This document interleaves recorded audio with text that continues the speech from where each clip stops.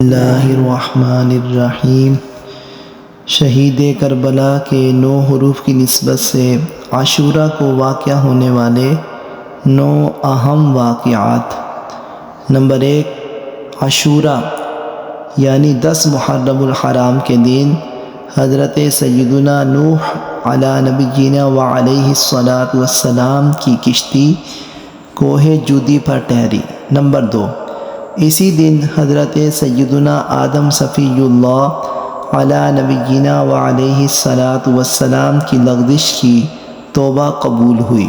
Number 3، اسی دن حضرت سیدنا یونس علی نبینا وعلیہ الصلاۃ والسلام کی قوم کی توبہ قبول ہوئی۔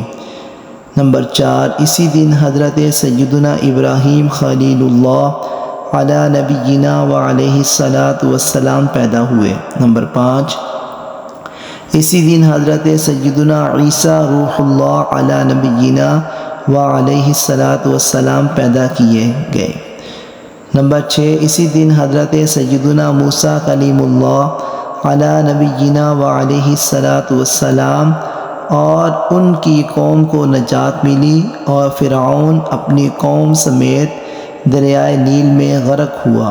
نمبر 7، اسی دن حضرت سیدنا یوسف علی نبینا وعلیہ الصلاۃ والسلام کو قید خانے سے رہائی ملی۔ نمبر 8، اسی دن حضرت سیدنا یونس علی نبینا وعلیہ الصلاۃ والسلام مچھلی کے پیٹ سے نکالے گئے۔ نمبر 9،